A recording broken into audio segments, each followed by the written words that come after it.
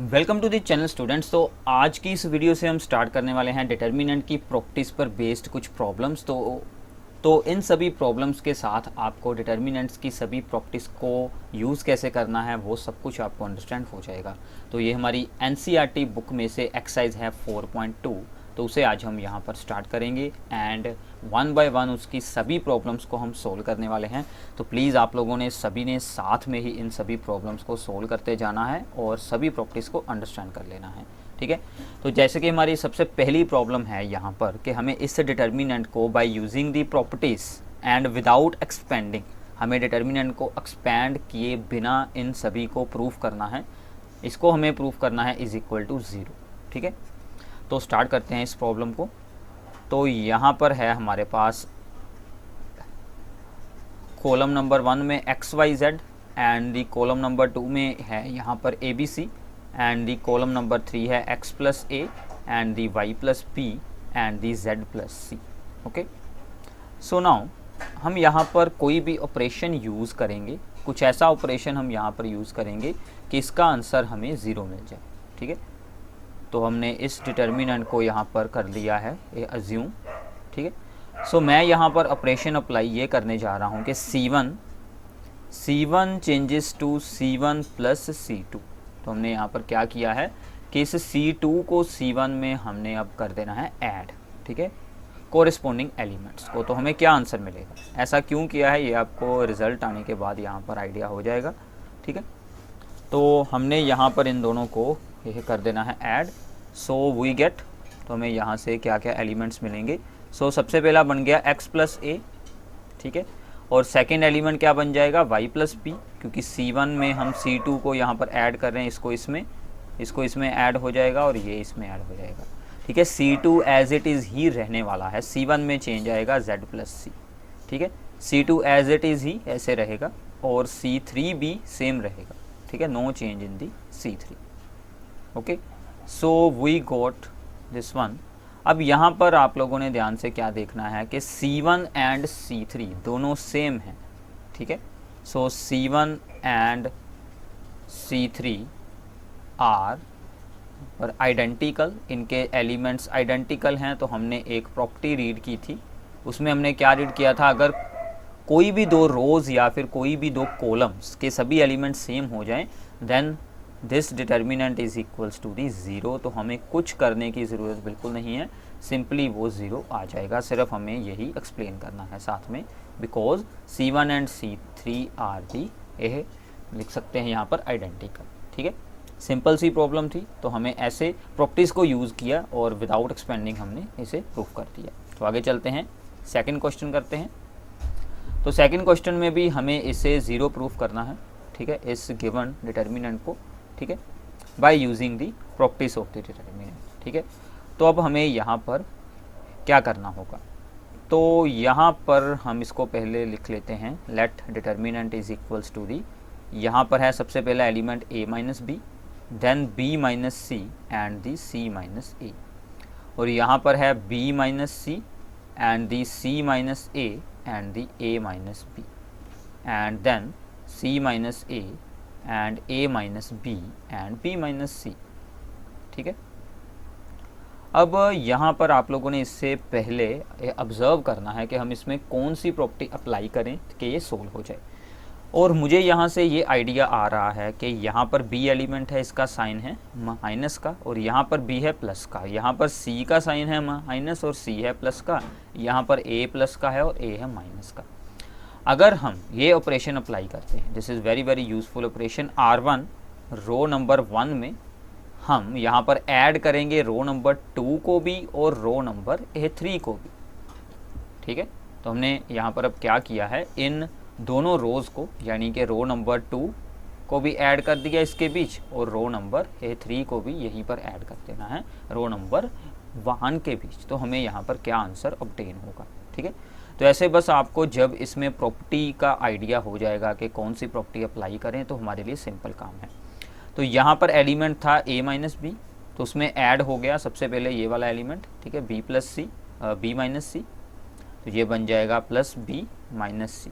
ऐसे ही जो है C3 का एलिमेंट दिस वन, इसको ऐड कर देते हैं, that is the plus C minus A. अब इसकी बारी बी माइनस सी में, ठीक है, यहाँ पर लिखते हैं बी माइनस सी प्लस होगा सी माइनस ए एंड प्लस हो जाएगा ए माइनस बी, ठीक है। ऐसे ही जो हमारा थर्ड एलिमेंट है that is the c minus a, plus होगा a minus B and plus होगा बी माइनस सी, जो हमारा रो नंबर A3 का एलिमेंट है। तो यहाँ पर आप लोगों ने एक बात का और रखना है यहाँ पर ध्यान, कि बाकी दोनों रोज़ सेम रहेंगी, उनमें कोई चेंज नहीं आएगा, ओनली यही रो चेंज होती है जिस पर ऑपरेशन अप्लाई किया जाता है, that is the row number 1। तो हमारी सेकंड रो सेम रहेगी बी माइनस सी, और हमारी थर्ड रो भी सेम रहेगी, ठीक है, उनमें कोई भी चेंज बिल्कुल नहीं आएगा, ठीक है। तो यहाँ पर था a माइनस पी एंड यहाँ पर बच गया b माइनस सी। अब जो हमने ऑपरेशन अप्लाई किया है उसका अब आप लोगों रिजल्ट देखिए। अब देखिए b के साथ b कैंसिल हो गया, c के साथ c कैंसिल हो गया और a के साथ a कैंसिल हो गया, तो सभी एलिमेंट हो रहे हैं कैंसिल। ऐसे ही इसमें भी होगा, c के साथ c, a के साथ a और b के साथ हो गया b कैंसिल, और यहाँ पर भी हो जाएगा, ठीक है, a के साथ a कैंसिल हो गया, b के साथ b कैंसिल हो गया और c के साथ हो गया c कैंसिल। तो मतलब हमें रिजल्ट क्या मिलेगा, सभी एलिमेंट 0 0 बच जाएंगे। सो देयरफॉर वी गेट, हमारी रो नंबर 1 के सभी एलिमेंट क्या बन चुके हैं, 0। तो हमने ये भी प्रॉपर्टी ऑलरेडी रीड की हुई है कि अगर किसी भी रो या फिर किसी भी कॉलम के सभी एलिमेंट 0 बन जाते हैं then it's determinant is equals to the 0, ठीक है, ओके। तो इसका मतलब हमारा प्रूफ ऑलरेडी हो चुका है, बस अब हमें आंसर लिखना है और साथ में आप लोगों ने प्रॉपर्टी को इन स्टेटमेंट एक्सप्लेन करना है, वो मैं अभी छोड़ रहा हूँ। तो आप लोगों ने यहाँ पर सामने प्रॉपर्टी को ज़रूर लिखना है, बिकॉज रो नंबर 1 के सभी एलिमेंट्स क्या थे, ज़ीरोस थे, ठीक है, इसलिए जो हमारा आंसर है वो क्या आया है, 0 आ गया है डिटर्मिनेंट का, ठीक है। सिंपल सी प्रॉब्लम है, ऐसे आप लोग इसे सोल्व कर सकते हैं, ओके। तो आगे चलते हैं, हमारी थर्ड प्रॉब्लम करते हैं। Third problem is very simple, but इसमें भी आप लोगों को सोचना पड़ेगा कि हम क्या प्रॉपर्टी अप्लाई करें। तो हमें इसे विदाउट एक्सपेंडिंग प्रूफ करना है, इज इक्वल्स टू दी 0, ठीक है। तो इसको भी एज्यूम कर लेते हैं, let determinant is equals to the 2 3 5 and then 7 8 9 65, ठीक है, 75 और 86, ठीक है। अब यहाँ पर ये जो है C3, तो इसमें कोई भी एलिमेंट के साथ ये डिवाइड नहीं हो पा रहा है और किसी के साथ भी ये हमारा यहाँ पर कोई भी एलिमेंट इसको कोई भी मतलब इसमें से कॉमन फैक्टर भी बिल्कुल नहीं बन रहा है, ठीक है। तो हमें कुछ और ऑपरेशन अब यहाँ पर सोचना होगा। तो हम यहाँ पर क्या सोच सकते हैं कि अगर हम C1 को C3 में से करवा दें सब्ट्रैक्ट, तो क्या होगा, अप्लाई कर कर देखते हैं। तो ऑपरेशन हो रहा है C3 पर अप्लाई, तो ये ध्यान रखना है C3 में से C1 को करना है, तो C3 changes to C3 minus C1, ठीक है। तो हमारा आंसर हमें क्या मिलने वाला है, C1 एज इट इज़ रहेगा, C2 भी एज इट इज़ रहेगा। ये बात बहुत इंपॉर्टेंट है, ध्यान रखिएगा, ठीक है। जिस पर ऑपरेशन अप्लाई किया है सिर्फ उसी को चेंज करना है। अब यहाँ से होगा 2 माइनस, तो 65 माइनस 2 दैट इज़ दी 63, फिर 75 में से होगा 3 माइनस देन 72, 86 में से होगा -5, तो ये बच गया 81, ओके। अब देखिए इसमें हम क्या कर सकते हैं, ध्यान से देखिए, ये जो हमारी C3 है, ठीक है, अब इससे कंप्लीट C3 के सभी एलिमेंट डिवाइड हो सकते हैं विद 9। तो हम यहाँ पर क्या लिख सकते हैं, टेक 9 कॉमन फ्रॉम C3, ठीक है। हम C3 के सभी एलिमेंट में से क्या बाहर निकाल सकते हैं, that is the 9 as a common factor. तो यहाँ पर क्या बच जाएगा, C1 एंड C2 फिर से सेम रहेंगे, no change in the C1 and C2, okay, 7 8 9। तो यहाँ से इसको डिवाइड करते हैं, 63 में से क्या आ गया बाहर, दैट इज़ दी 9, वो यहाँ पर आ जाएगा बाहर 9। तो यहाँ पर क्या बच जाएगा, 63 में से आया बाहर 9 आ गया, तो ये बच गया 7। 72 में से आया तो ये बच गया 8 और 81 में से आया तो ये बच गया 9, ठीक है। सभी को हमने डिवाइड करवा दी है विद दी दिस फैक्टर 9। तो अब इसका आंसर क्या होगा, आप लोग बताइए। अब यहाँ पर क्या हो चुका है, C2 एंड C3 सेम आ चुके हैं, सो देयरफॉर इट इज़ 0, ठीक है। तो सिंपली ये हमारा 0 हो जाएगा। तो फिर से हम यहाँ पर क्या रीज़न लिखेंगे because C2 and C3 are a identical. ठीक है, ये दोनों आइडेंटिकल हो गए हैं तो इसका मतलब 0 आंसर हो जाएगा। ठीक है, तो ये थी आपकी थर्ड प्रॉब्लम। ओके, सिंपल है। तो आगे चलते हैं, फोर्थ प्रॉब्लम करते हैं। ठीक है, फोर्थ में फिर से हमें 0 ही प्रूफ करना है, तो ये हमारे लिए स्टेटमेंट है यहाँ पर। ठीक है, अब इसको देखते हैं कि इसमें हम क्या ऑपरेशंस को अप्लाई कर सकते हैं। ठीक है, अब यहाँ पर क्या है कि सबसे पहले तो जो हमारा C3 है उसमें कुछ ब्रैकेट्स बनाई हुई हैं, उसको पहले हमने कुछ ना कुछ यहाँ पर एक्सपैंड करवाना पड़ेगा या फिर उसे हमें सोल्व करना पड़ेगा। ठीक है, तो अब देखिए ये जो हमारा C1 है इसके सभी एलिमेंट हैं 1 1 1। ठीक है, तो हम इसको पहले ज्यूम कर लें, determinant is equals to the 1 1 1 and then BC CA and AB। ठीक है, और यहाँ पर है A into B plus C and the B into C plus A and the C into A plus B। ठीक है, ओके। अब इसकी मैं ब्रैकेट भी ओपन कर लेता हूँ, ये जो हमारी C3 वाली टर्म्स हैं उन सभी की, तो ये दोनों एज इट इज़ रखते हैं, तो ये बन गया BC CA AB एंड यहाँ पर क्या क्या आएगा AB प्लस AC। ठीक है, और यहाँ पर बच गया BC प्लस B और यहाँ पर बच जाएगा CA प्लस CB। ठीक है, ओके है। अब इस पर हम एक बहुत ही इंपॉर्टेंट ऑपरेशन अप्लाई करने जा रहे हैं जो कि आपका बहुत सारी प्रॉब्लम्स में यूज़ होने वाला है। ठीक है, तो आपको क्या ध्यान रखना है, जब ऐसे कोई सभी एलिमेंट्स आ जाएं 1 1, तो हम क्या करेंगे, इस एलिमेंट को यूज़ करेंगे, यानी कि इस रो को सारी को यूज़ करेंगे, इसको इसमें से भी करवा देंगे सब्ट्रैक्ट और इसको इसमें बेस से भी करवा देंगे सब्ट्रैक्ट। ठीक है, तो ऑपरेशन हमारे क्या बनने वाले हैं, रोज़ पर बनेंगे। तो सबसे पहला ऑपरेशन हमारा अप्लाई होगा कि R2 में से R1 को हम करेंगे minus, so R2 changes to R2 minus R1।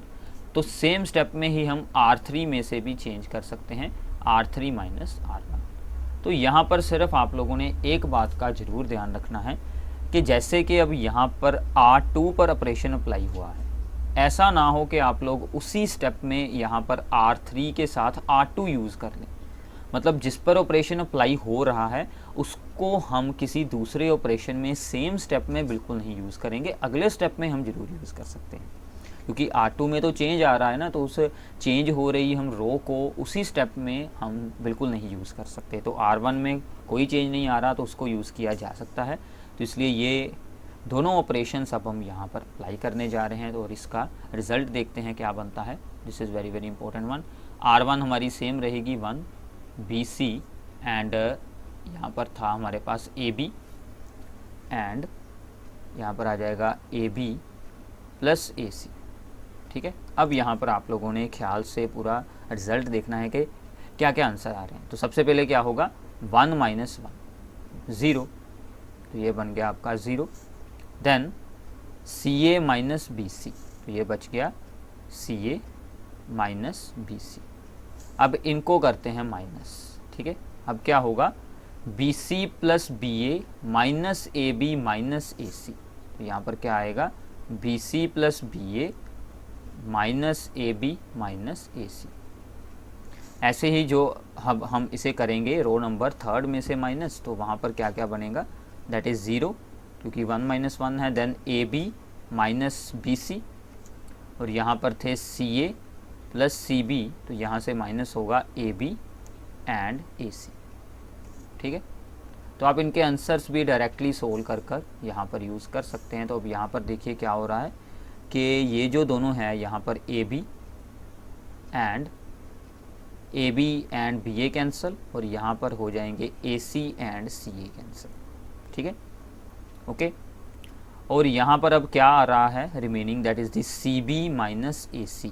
ठीक है, अब इसको देखिए ध्यान से, ये भी सेम है, BC और CB सेम है और AC और CA सेम है, बस इनके साइन ऑपोजिट है, वो हम अगले स्टेप में इनको चेंज कर लेते हैं ताकि इन दोनों के साइन भी सेम आ जाएं। ठीक है, तो इसका मतलब अब यहाँ पर हमें क्या अप्लाई करना होगा, दैट इज़ दी 1 सेकेंड,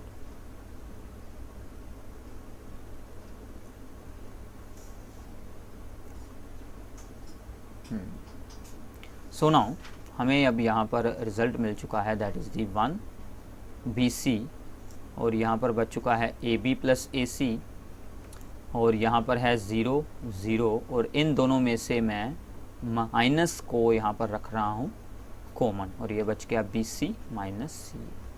और यहाँ पर क्या बचा है, यहाँ पर ऑलरेडी बी सी माइनस ए सी है, और यहाँ पर भी हम सेम करेंगे, तो यहाँ पर क्या बच जाएगा बी सी माइनस ए बी, और यहाँ पर ऑलरेडी ही बी सी माइनस ए बी है।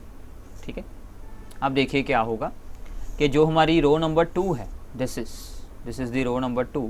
ठीक है, तो रो नंबर 2 में से बी सी माइनस सी ए आ जाएगा एज ए कॉमन फैक्टर। ठीक है, बाहर आ जाएगा डिटर्मिनेंट में से, क्योंकि ये एलिमेंट तो ज़ीरो है, तो ज़ीरो में से तो कोई भी एलिमेंट जो है वो बाहर निकाला जा सकता है ज़ीरो में से, तो इसका मतलब, और यहाँ में से बी सी माइनस ए बी आ जाएगा एज ए कॉमन फैक्टर। ठीक है, सो इन दोनों में से हम ये दोनों ही कॉमन फैक्टर रखते हैं। एक आ गया b C minus c a from the R2, और बी सी माइनस ए बी है फ्रॉम दी R3। इसको एक्सप्लेन करने की बिल्कुल नहीं ज़रूरत है, आपने सिर्फ डायरेक्टली आंसर लिख देना है।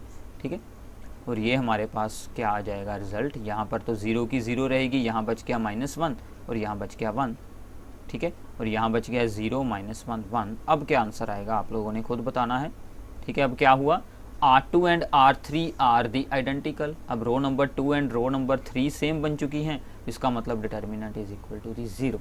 कुछ एक्सप्लेन नहीं करने की ज़रूरत, बस सीधा आप लोगों ने 0 लिख देना है। सिर्फ इतनी बात यहाँ पर बतानी है साथ में कि because R2 and R3 are the, यहाँ पर आइडेंटिकल, हमें सिर्फ क्या बताना है कि R2 एंड R3 आर यहाँ पर आइडेंटिकल। ठीक है, सिर्फ इतना हमें बताना है। ओके, तो इसके लिए हम बहुत सारी जितनी भी प्रॉब्लम्स है ज़ीरो प्रूफ करने वाली, आलमोस्ट सभी जगह सेम चीज़ अप्लाई हो रही है, इस बात का आप लोगों ने ख्याल रखना है। ठीक है, तो आगे चलते हैं, 5th प्रॉब्लम करते हैं। ठीक है, तो 5th भी हमारी बहुत ही इंपॉर्टेंट प्रॉब्लम है। ठीक है, तो इसमें अब हमें प्रूफ करना है this determinant is equals to the this one. ठीक है, हम इसको यहाँ पर यूज़ करते हैं और इससे हम इसे यह प्रूफ करेंगे। ठीक है, so let determinant is equals to this one. ठीक है, तो सबसे पहला एलिमेंट है b plus c plus a, then a plus b. ठीक है, और यहाँ पर है क्यू प्लस आर, ठीक है, आर प्लस पी, और यहाँ पर है पी प्लस क्यू। अगर आप लोग इसे ख्याल से ये ऑब्ज़र्व करेंगे तो एलिमेंट सभी एक जैसे होते हैं। ठीक है, जैसे यहाँ पर है बी प्लस सी, वैसे ही उसके बाद आ जाता है क्यू प्लस आर, और फिर आ जाता है वाई प्लस जेड। ठीक है, अब इस पर कौन सा ऑपरेशन अप्लाई करें, तो सबसे पहला हमारा सबसे इम्पोर्टेंट ऑपरेशन हम यहाँ पर अप्लाई करने जा रहे हैं। ठीक है, जो हमने इससे पहले भी एक प्रॉब्लम में यूज़ कर लिया है, तो यहाँ पर अब हम सबसे पहले अप्लाई करेंगे कि R1 में बाकी सभी दो रोज़ को जोड़ दो। इसका क्या यूज़ होगा आप लोगों को आंसर बनाने के बाद में पता चलेगा। ठीक है, तो ये अब क्या बन जाएगा, अब यहाँ पर तो इसमें हमने बाकी की दोनों रोज़ को कर देना है यहाँ पर ऐड। तो इस बार मैं डायरेक्टली आंसर लिखने जा रहा हूँ, तो यहाँ पर क्या बचेगा, B हो जाएगी यहाँ पर 2 टाइम्स, फिर A हो जाएगी 2 टाइम्स, और C भी हो जाएगी 2 टाइम्स। ठीक है, ऐसे ही यहाँ पर Q R P और यहाँ पर X Y Z सभी ही 2 टाइम्स बन जाएंगे। तो हमारे पास यहाँ पर क्या बन जाएगा, 2 into A plus B plus C, और यहाँ पर बन जाएगा 2 into P plus Q plus R, और यहाँ पर बन जाएगा 2 into X plus Y plus Z. ठीक है, इनको ऐड आप लोगों ने ज़रूर कर देखना है। आप लोग यहाँ पर डायरेक्टली आंसर लिख सकते हैं। तो बाकी की दोनों रोज़ एज इट इज़ ही रहेंगी। ठीक है, नो चेंज, क्योंकि R1 पर ऑपरेशन सिर्फ अप्लाई हुआ है। ठीक है, तो ये सब कुछ एज इट इज़ ही हम यहाँ पर रखने वाले हैं। ओके, सो नाउ अब हम क्या करेंगे कि रो नंबर 1 में से 2 आ जाएगा एज ए कॉमन फैक्टर। ठीक है, 2 हमारा यहाँ पर आ जाएगा एज ए कॉमन फैक्टर। तो बाकी का अब हम यूज़ करते हैं कि उसका हमें क्या यूज़ करना है।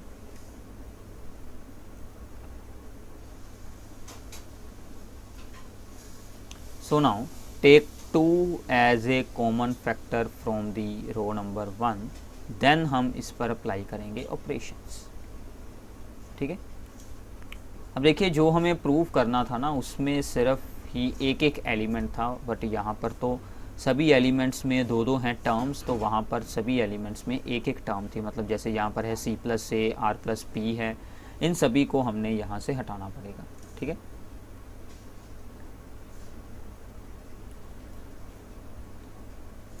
तो यहाँ पर था r plus p and then p plus q.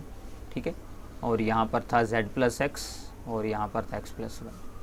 ठीक है, अब इनको हटाने के लिए हमारे पास अब ये एक बहुत ही अच्छा ऑपरेशन अब यहाँ से अप्लाई हो जाएगा। अब हम इस एलिमेंट को a प्लस बी प्लस सी को इन दोनों में से करेंगे सब्ट्रैक्ट।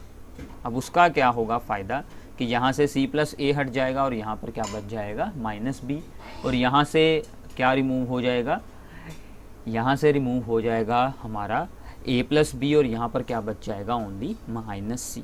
ठीक है, तो ये ऑपरेशन अब हम यहाँ पर अप्लाई करने जा रहे हैं। ऐसे ही बाकी के जो यहाँ पर एलिमेंट्स हैं ये सभी इनमें भी सेम एक्शन होगा। ठीक है, तो ऑपरेशन हमारा क्या बनने जा रहा है, सेम टू सेम R2 में से R1 करें सब्ट्रैक्ट। ठीक है, और R3 में से करें R1 को सब्ट्रैक्ट। तो देखिए ये सभी प्रॉब्लम्स आप लोगों ने खुद ज़रूर इनकी प्रैक्टिस करनी है, फिर ही आपको अच्छे से आएंगी। ठीक है, तो R1 हमारी सेम रहेगी, that is the a plus B plus C, और यहाँ पर है p plus Q plus R, क्योंकि इस पर कोई ऑपरेशन नहीं अप्लाई हुआ, इसको सिर्फ यूज़ किया जा रहा है। ठीक है, और यहाँ पर क्या बचेगा, c प्लस ए तो हट गया, यहाँ से c और है और क्या बच गया माइनस p। ठीक है, जो एलिमेंट है नहीं वो वाला बच जाएगा, यहाँ पर बचेगा माइनस क्यू।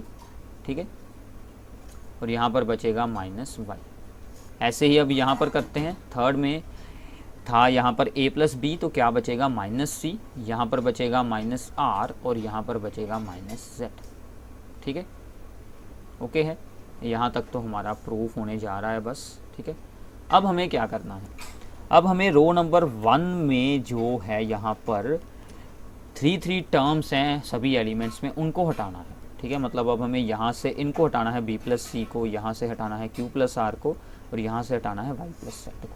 उसके लिए हम फिर से क्या करेंगे कि R1 में R2 और R3 को ऐड कर देंगे, क्योंकि उनके साइन हैं माइनस के, वो वहाँ पर खुद ब खुद ही जब इसको इसमें ऐड किया जाएगा, ठीक है, और इसको भी यहीं पर ऐड कर देंगे, तो क्या यहाँ पर b और c दोनों ही सोल्व हो जाएंगे, सिर्फ a बच जाएगी। ठीक है, तो इसका मतलब हमारा अब यहाँ पर क्या बन जाएगा 2, और इसमें ऐड किया तो हमारा आंसर ओनली a बच गया। यहाँ पर क्या बचेगा, q एंड r हो गए रिमूव तो p बच गया, यहाँ पर y और z हट गए तो ओनली x बच जाएगा, और ये सभी एज इट इज़ रहेंगे, माइनस b माइनस क्यू और माइनस y। ठीक है, यहाँ पर भी सेम रहेंगे, minus c minus r and the minus z। ठीक है, अब हमारा सिर्फ एक आखिरी स्टेप है, दैट इज़ 2 तो बाहर था ही। ठीक है, अब देखिए क्या होगा कि रो नंबर 2 के सभी एलिमेंट्स के आगे साइन क्या है, माइनस माइनस माइनस, तो सभी में से क्या आ जाएगा बाहर -1। ऐसे ही रो नंबर 3 के सभी एलिमेंट्स में से आ जाएगी माइनस बाहर। ठीक है, तो दोनों रोज में से -1 एंड दी -1 आएगा एज ए कॉमन फैक्टर। तो यहाँ पर क्या बच गया, a p and the x, ठीक है, and b q y and the c r and z। ठीक है, तो यही तो हमें प्रूफ करना था, क्योंकि ये दोनों अब मल्टीप्लाई होकर क्या बच जाएगा +1, तो हमारा आंसर ऑलरेडी आ चुका है 2 इंटू दिस डिटर्मिनेंट। यही हमें प्रूफ करने के लिए बताया गया था। स्टेटमेंट की स्टार्टिंग में हम एक बार देख लेते हैं क्या प्रूफ करना था। तो यही हमें यहाँ पर प्रूफ करना था कि सबसे पहले C1 में आ जाए यहाँ पर ABC, then PQR, then XYZ, और बाहर आ जाए 2। तो यही हमने प्रूफ कर दिया है यहाँ पर। ठीक है, ओके, तो ऐसे हमें इन प्रॉब्लम्स को सोल्व आउट करना पड़ता है। ऑपरेशंस का आप लोगों ने ख्याल रखना है कि कौन से ऑपरेशंस अप्लाई करने हैं और कैसे उसे बाद में सोल्व आउट करना है। ठीक है।